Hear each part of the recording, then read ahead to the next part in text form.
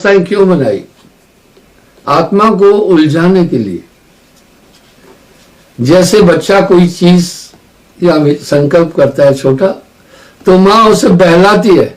इस तरह माया जीवात्मा को बहलाती है। तीन अवस्थाएं तो आदमी देख रहा है, जागृत, स्वप्न, सुसुप्ति। ये तीनों नेचुरल अवस्थाएं हैं, खुद ब खुद हो जाती है। सुसुप्ति तो महाज्ञान अवस्था है, इसको कामा भी कहते हैं। ये अत्यंत कुंद अवस्था है। अभी से उसमें 1000 गुना कम चेतना होती है। आप सोचो, अभी से 1000 गुना कम चेतना होने से कैसा अनुभव होगा? वो घोर अज्ञान अवस्था है। कभी कभी आप उस अवस्था में पहुंच जाते हैं तो उसको गहरी नींद भी कहते हैं। उठने के बाद आप दरो दीवार को देखते हैं अच्छी तरह। आप एक असमंजस में होते हैं कि मैं कहां हूं। बड़ी विडंबना है, ये कैसी अवस्था बन गई। कभी कभी आपने देखा होगा, नींद से जागने के बाद भी कुछ लोग गुमसुम होते हैं, कुछ नहीं सूझता है। वो एक जटिल अवस्था हो जाती है। इसी तरह स्वप्न अवस्था तो ब्रह्मांड है। स्वप्न में अवस्था में आप स्वप्न की असारता का आभास नहीं कर सकते। अवस्थाओं का यही तो खेल है। हर स्वप्न देखने वाला स्वप्न को नित्य और सत्य मानता है। ये क्या बात हुई? ये बहुत बड़ा कौतुक है कि स्वप्न देखने वाला स्वप्न को सत्य मान रहा है। जागने पर वो मिथ्या और भ्रमांक लगता है। इसका मतलब है अवस्था ने हमें बाध्य किया। अब आप जागृत में स्थूल संसार देख रहे हैं।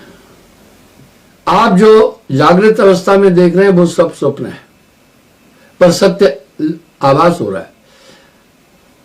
पर जागृत अवस्था में रहकर इस सत्य को आप अनुभव नहीं कर सकेंगे। स्वप्न देखने वाला चाहे कितना भी बुद्धिमान हो, जब तक वो स्वप्न अवस्था में है, स्वप्न का नित्य और सत्य प्रतीत होता है। इसलिए बंधुओं, जब तक ये आदमी इस अवस्था में है, संसार को नित्य मानने के लिए बाध्य है। कहने सुनने के लिए सिर्फ यूं होगा कि भाई दुनिया में कुछ अपना नहीं है। सिर्फ कह तो रहे ना, अनुकरण में नहीं आया। सिर्फ इंसान कह रहा है एक दिन तो जाना है, पर ये अपने जहन में नहीं समा रहा है। अगर एक चीज इंसान अपने व्यक्तित्व में समा दे कि एक दिन देहांत होगा, बस दुनिया के पदार्थों का मोह बहुत खत्म हो जाएगा। पर मन ये नहीं सोचने दे रहा है। ये अवस्था जटिल है। काल पुरुष और माया ने अवस्था बनाई जिससे कि इंसान आगे की नहीं सोच पाए। चौथी अवस्था तुरिया, या जिसे प्रज्ञा कहते हैं, या fourth stage of the conscious, वो नेचुरल नहीं है, उसको सृजित करना है। दूध में पनीर है पर ऐसे नहीं हासिल होगा, उसका निर्माण करना पड़ेगा।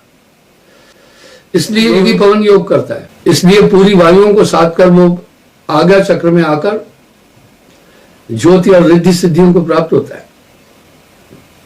पर तुरिया भी, ये तुरियावस्था में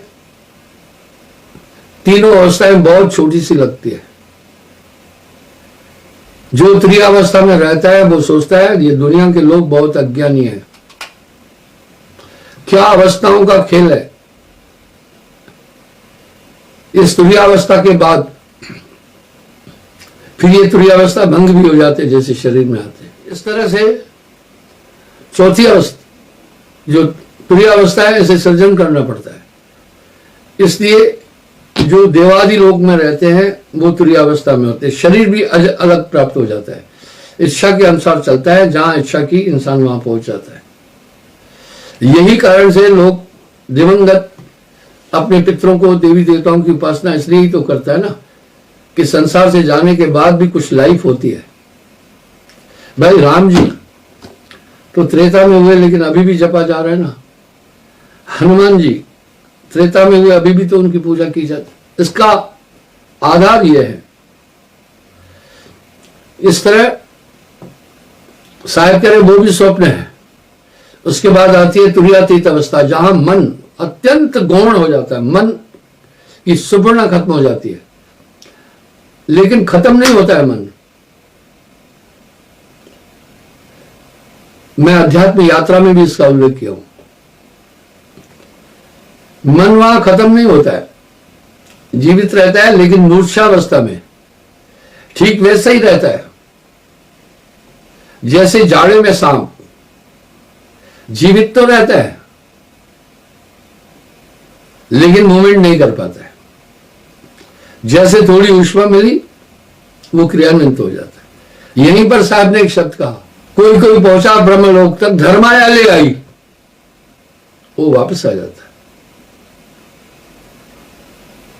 इसी तरह तुरीयातीत को प्राप्त होने वाले महायोगेश्वर वो योगेश्वर हो जाते हैं।